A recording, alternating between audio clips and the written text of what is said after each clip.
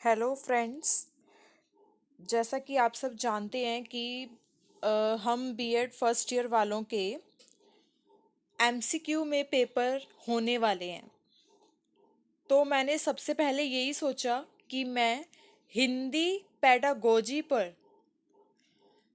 Video बनाऊंगी, क्योंकि मैंने एक चीज़ नोट की है कि सब जगह जहाँ भी वीडियोस अपलोड की जाती हैं वहाँ पर कोई भी पेडागोजी ऑफ हिंदी से रिलेटेड क्वेश्चंस नहीं बनाता। तो बच्चों को बहुत ज़्यादा, हिंदी के बच्चों को स्पेशली बहुत ज़्यादा प्रॉब्लम क्रिएट होती है।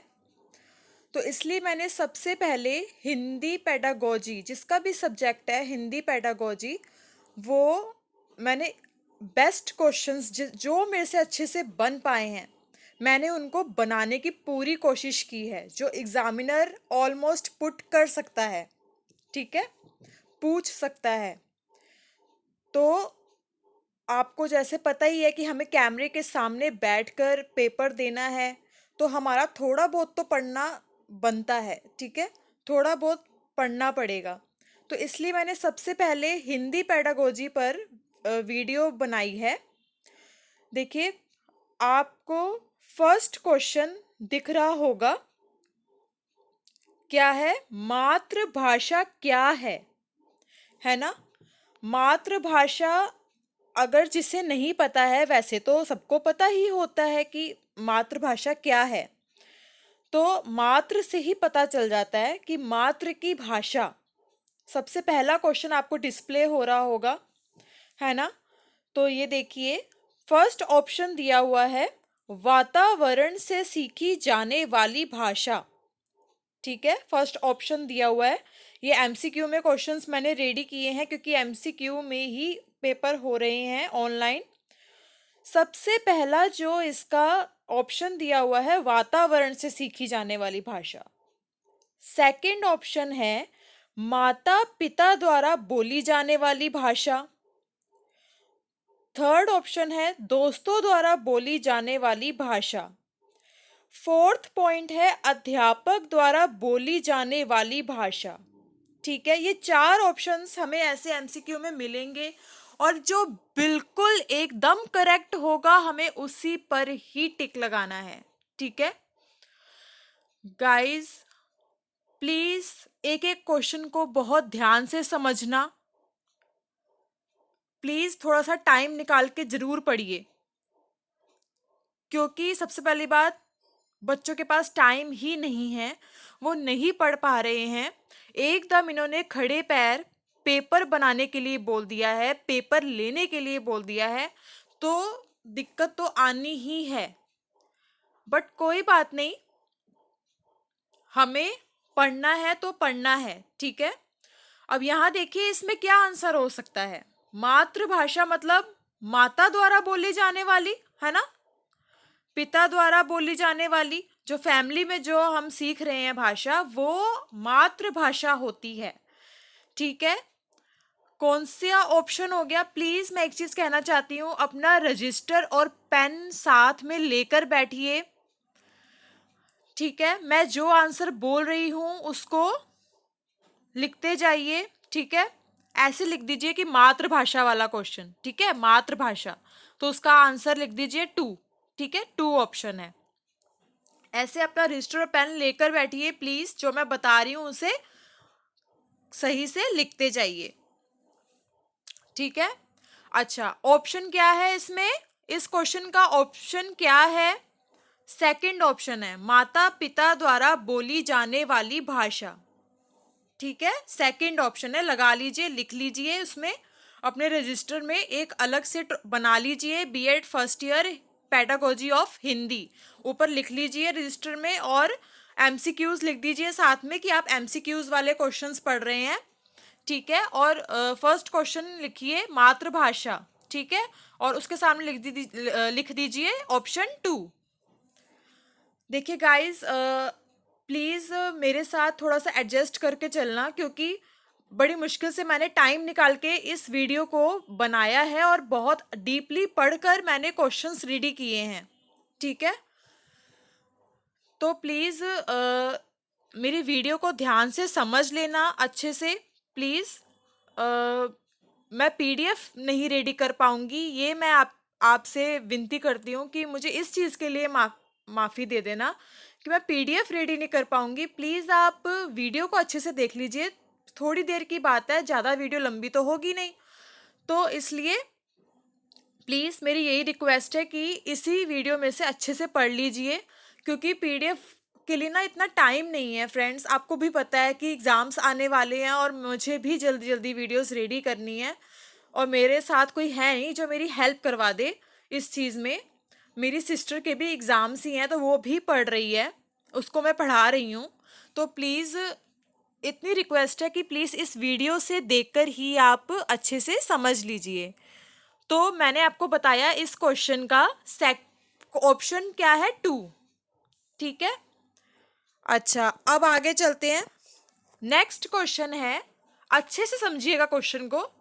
मातृभाषा शिक्षण, ठीक है, जो माता वाली जो भाषा है हमारी, शिक्षण के स्वरूप को निर्धारित करने के लिए, शिक्षण के स्वरूप को निर्धारित करने के लिए किन किन बातों का ध्यान रखना चाहिए। ठीक है, हमें इसके स्वरूप को निर्धारित करना है तो हमें किन किन बातों का ध्यान रखना पड़ेगा। फर्स्ट ऑप्शन है, देखिए ध्यान से पढ़िएगा और ध्यान से समझिएगा पहले। मूल रूप से बालक को मातृभाषा के शुद्ध रूप का प्रयोग करने में सक्षम बनाना। पहला ऑप्शन क्या है, मूल रूप से बालक को मातृभाषा के शुद्ध रूप का प्रयोग करने में सक्षम बनाना। ठीक है, वो कह रहे हैं कि शुद्ध रूप का प्रयोग कर सके बालक, उसमें सक्षम बनाना। सेकंड ऑप्शन है, रचित पुस्तकों का अध्ययन करके ज्ञान प्राप्त करना। इसका मतलब आप समझे, रचित पुस्तकें मतलब जो पहले से प्रिपेयर्ड पुस्तकें हैं, जो पहले से बनी हुई हैं, उनका हम अध्ययन करें उसको और ज्ञान प्राप्त कर लें। ठीक है, ये स्वरूप को निर्धारित करना। और थर्ड ऑप्शन है, छात्रों को सुनने, बोलने, पढ़ने, लिखने आदि के कौशलों में निपुण बनाने में सहायक होना।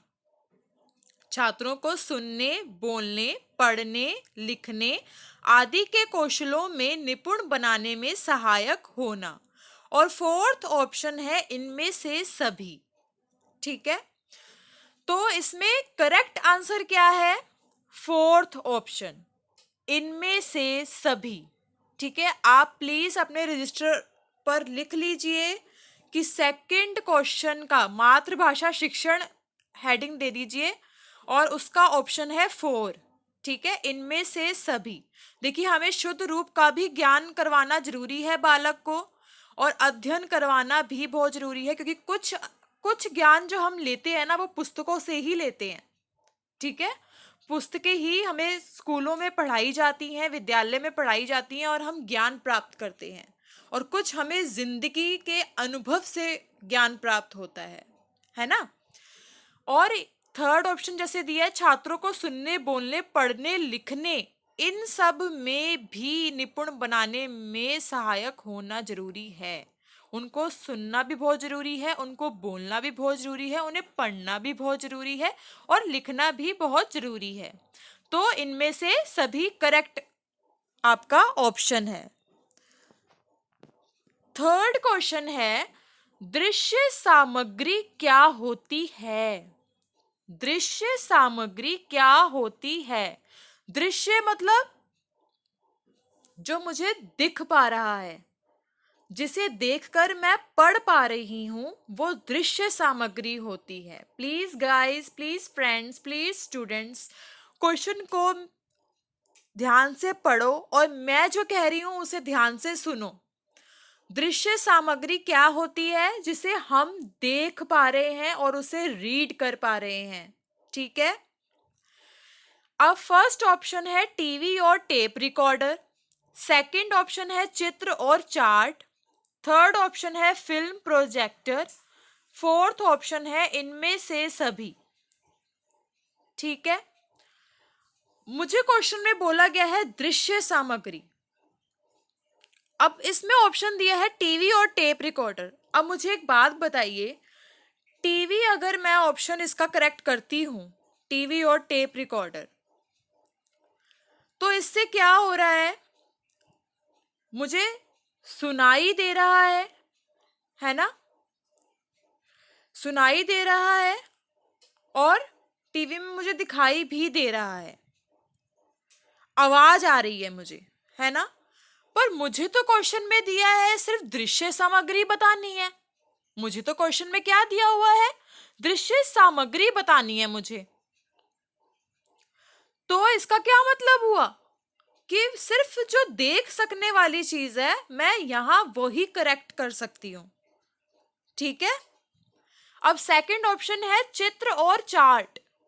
अब चित्र बोलेगा तो नहीं, चार्ट बोलेगा तो नहीं, मुझे उसमें से आवाज तो सुनाई देगी नहीं। तो इसका मतलब क्या हुआ, मैं सिर्फ उसे पढ़ रही हूं, है ना, देख पा रही हूं चित्र को और चार्ट को। तो ये है friends correct answer, second option. ठीक है, ये आएगा दृश्य सामग्री में। Second option is correct. ठीक है, आप रजिस्टर पर लिख लीजिए दृश्य सामग्री का और उसके सामने लिख दीजिए सेकंड ऑप्शन। ठीक है, चलो अब आगे क्वेश्चंस पर चलते हैं। नेक्स्ट क्वेश्चन है प्रतिपुष्टि का क्या अर्थ है। प्रतिपुष्टि का क्या अर्थ है। ठीक है, फर्स्ट ऑप्शन है इसका किसी कार्य पर प्रतिक्रिया करना। सेकंड ऑप्शन है किसी भी कार्य पर प्रतिक्रिया ना करना। थर्ड ऑप्शन है तकनीकी का ज्ञान होना। फोर्थ ऑप्शन है इनमें से सभी। देखिए फर्स्ट ऑप्शन को अच्छे से समझने की कोशिश कीजिए। किसी कार्य पर प्रतिक्रिया करना, जैसे मैंने कोई भी कार्य किया और मुझे उस पर प्रतिक्रिया मिली। ठीक है, प्रतिपुष्टि का मतलब होता है, मैं बता दूं, फीडबैक।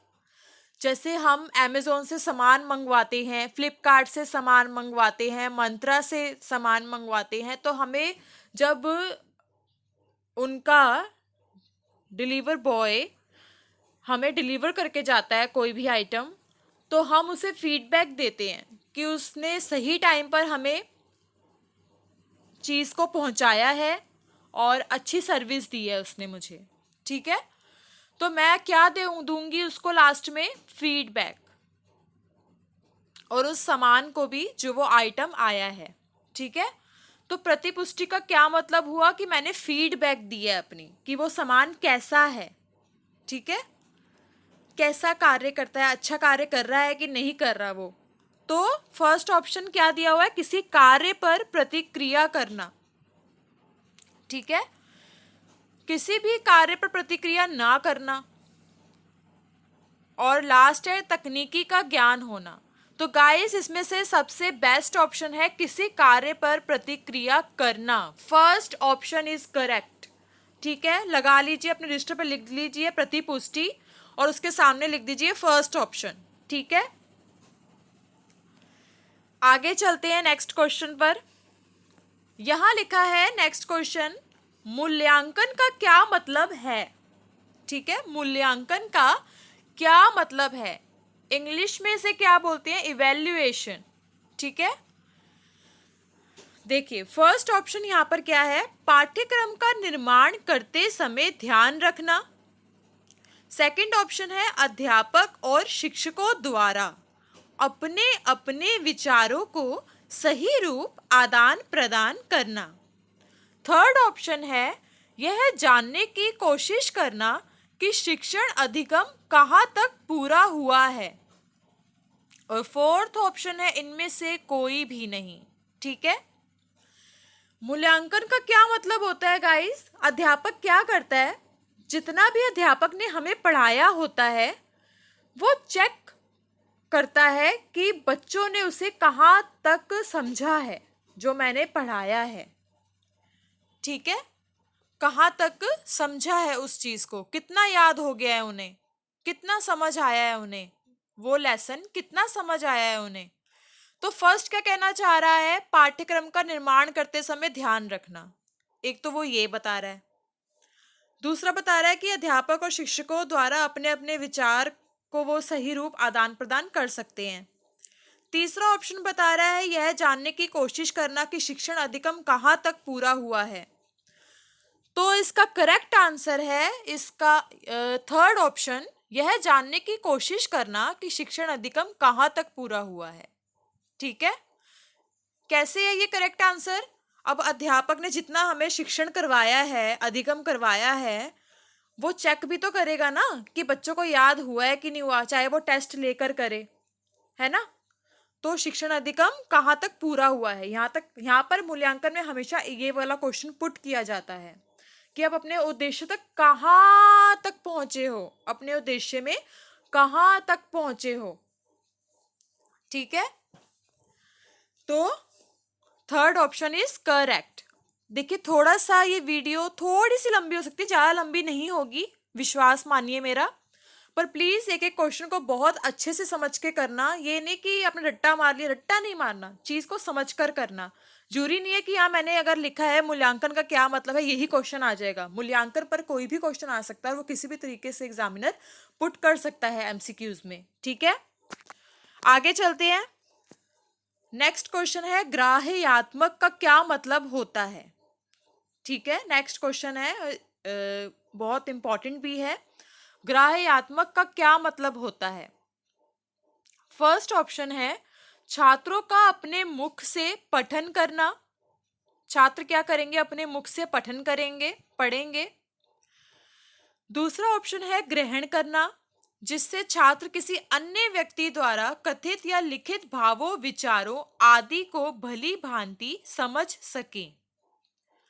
ठीक है, सेकंड ऑप्शन है ग्रहण करना, जिससे छात्र किसी अन्य व्यक्ति द्वारा, कोई अन्य व्यक्ति कुछ भी अगर अपने भावों को लिखकर या कथित करके बता रहा है तो हम उसे समझ सकें। थर्ड ऑप्शन है छात्रों में अपने भावों, विचारों आदि को मौखिक व लिखित रूप में अभिव्यक्त करना, कि छात्र अपने भाव विचारों को लिखकर या बोलकर अभिव्यक्त कर सके। और फोर्थ ऑप्शन है इनमें से कोई भी नहीं। जिन्होंने थोड़ी बहुत स्टडी की होगी उनको आई थिंक ये आंसर पता होगा। तो इसका करेक्ट आंसर है सेकंड ऑप्शन, ग्रहण करना। ग्राह्यात्मक, देखो ग्रह से पता लग रहा है ना, ग्राह्यात्मक है ना, ग्रहण करना, जिससे छात्र किसी अन्य व्यक्ति द्वारा कथित या लिखित भावों, विचारों आदि को भली भांति समझ सकें। ठीक है, तो क्या है फ्रेंड्स करेक्ट आंसर इसका? सेकंड ऑप्शन, ग्रहण करना। ठीक है, आगे बढ़ते हैं। अगला क्वेश्चन बहुत अच्छा है। देवनागरी लिपि की पहचान किस रेखा से होती है और उस रेखा को क्या कहते हैं? फिर से क्वेश्चन को अच्छे से समझिए। देवनागरी लिपि की पहचान किस रेखा से होती है और उस रेखा को क्या कहते हैं? तो फर्स्ट ऑप्शन है खड़ी रेखा, खड़की रेखा कहते हैं। सेकंड ऑप्शन है क्षैतिज रेखा, श्री रेखा कहते हैं। थर्ड ऑप्शन है वक्र रेखा, वक्रीय रेखा कहते हैं। और फोर्थ ऑप्शन है इनमें से कोई भी नहीं। तो इसका करेक्ट आंसर है फ्रेंड्स सेकंड ऑप्शन, क्षैतिज रेखा है और उसे क्या कहते हैं? श्री रेखा भी कहते हैं। पूछा है ना उसने क्वेश्चन की देवनागरी लिपि की पहचान किस रेखा से होती है। तो ये बड़े डीपली क्वेश्चंस हैं जो मैंने निकाले हैं। ठीक है, और इसको अच्छे से प्रिपेयर कर लीजिए। ठीक है, तो बेस्ट ऑप्शन इसका क्या है? Second option. आगे चलते हैं फ्रेंड्स। ये भी क्वेश्चन बहुत अच्छा है, बहुत डीपली ये क्वेश्चन था, तो मैंने यहां पर इसको प्रेजेंट करने की कोशिश की है। पढ़ते हैं। अमेरिका में शिक्षा के स्तर को सुधारने के लिए, अमेरिका की बात हो रही है, ठीक है, अमेरिका में शिक्षा के स्तर को सुधारने के लिए एक समिति का गठन किया गया था। उसे क्या कहा गया था? मोस्ट इंपॉर्टेंट क्वेश्चन है ये फ्रेंड्स। अमेरिका की बात हो रही है और वहां शिक्षा के स्तर को सुधारने के लिए एक समिति बनाई गई थी। उसका नाम क्या था ये बताना है आपको। फर्स्ट ऑप्शन है विश्व विजेता, सेकंड ऑप्शन है महाविद्यालयों व विश्वविद्यालयों परीक्षकों की समिति। थर्ड ऑप्शन है मूल्यों का विकास। और फोर्थ ऑप्शन है इनमें से कोई भी नहीं। उन्होंने जब शिक्षा के स्तर को सुधारने के लिए एक समिति का गठन किया था तो विश्व विजेता भी वो नाम रख सकते थे, महाविद्यालयों व विश्वविद्यालयों परीक्षकों की समिति का नाम भी रख सकते थे, मूल्यों का विकास नाम भी रख सकते थे। और इसका करेक्ट आंसर है सेकंड ऑप्शन, महाविद्यालयों व विश्वविद्यालयों परीक्षकों की समिति का नाम दिया गया था। ठीक है, इसे याद कर लीजिए अच्छे से। बहुत डीपली में जाकर ये क्वेश्चन था और मैंने उसको पढ़कर निकाला है। ठीक है, महाविद्यालयों व विश्वविद्यालयों परीक्षकों की समिति, सेकंड ऑप्शन इज करेक्ट। अपने रजिस्टर में लिख लीजिए। आगे बढ़ते हैं। Professor B.S. ब्लूम और उनके सहयोगियों ने मातृभाषा शिक्षण के उद्देश्यों के अधिगम व्यवहार के तीनों अनुक्षेत्रों को क्या नाम दिया था? ठीक है, ये भी बहुत डीपली क्वेश्चन है। Professor B.S. ब्लूम, जब आप अपनी हिंदी की बुक खोलोगे तो उसमें प्रोफेसर B.S. ब्लूम का बताया है। और उनके सहयोगियों ने मातृभाषा शिक्षण के, उन्होंने मातृभाषा पर ही फोकस किया।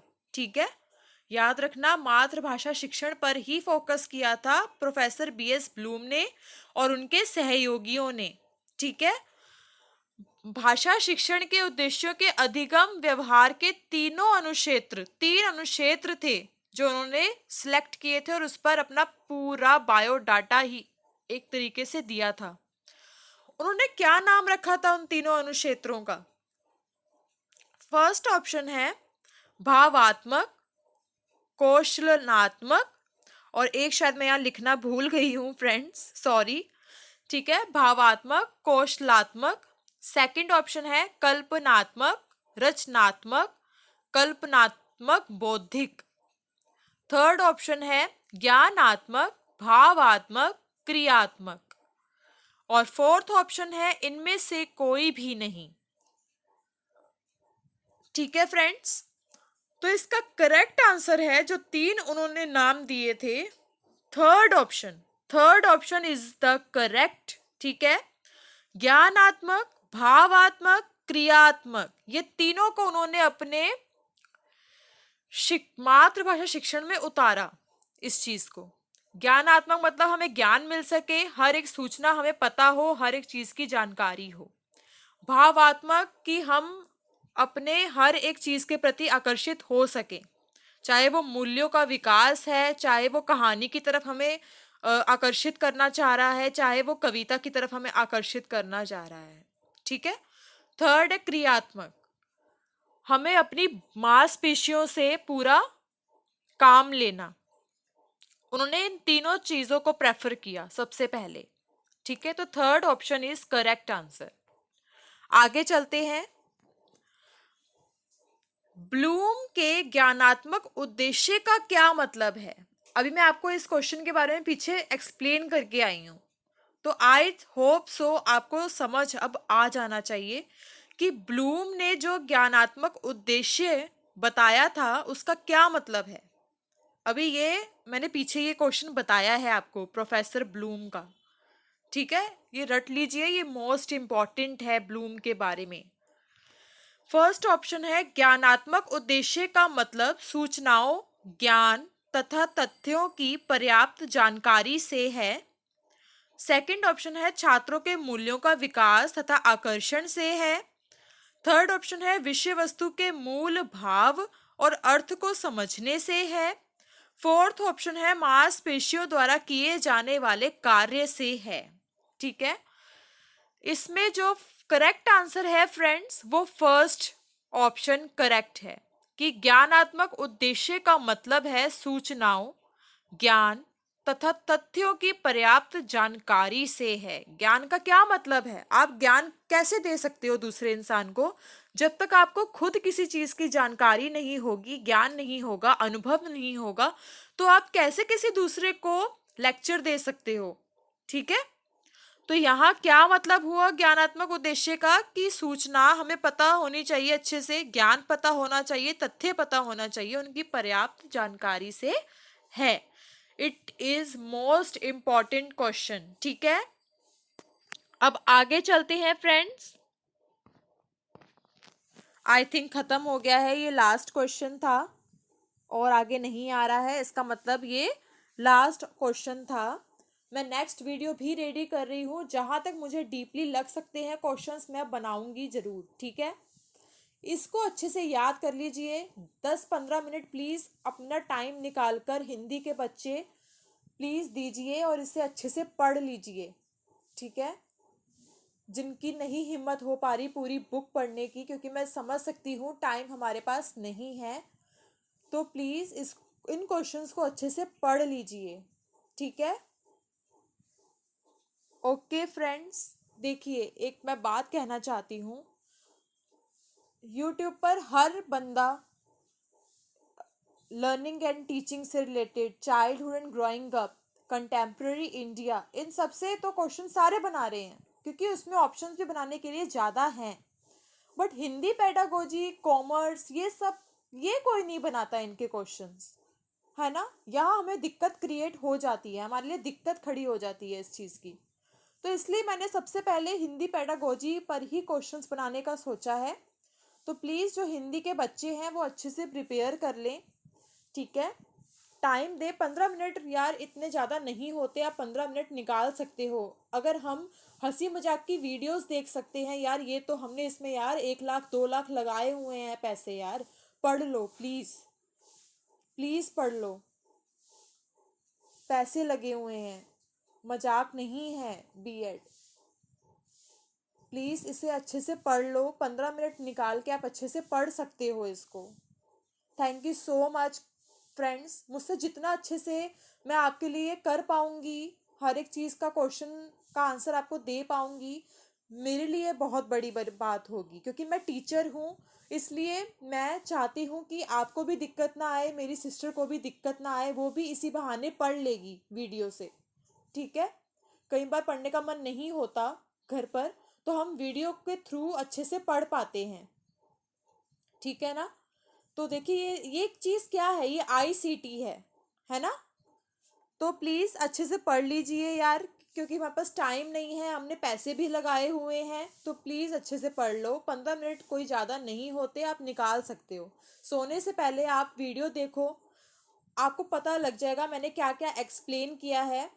ठीक है, आप अच्छे से पढ़ लीजिए। Thank you very much friends. अगर आपको मेरी वीडियो अच्छी लगे तो प्लीज़ मुझे कमेंट बॉक्स में बताना, ताकि मैं मोटिवेट हो सकूं आप लोगों से, कि हाँ यार मैंने कुछ जितनी मुझसे हेल्प बन पाई है मैंने की है, और मैंने अपनी अच्छी वीडियो बनाने की कोशिश की है। मुझे मोटिवेट कीजिए। Thank you friends, thank you very much.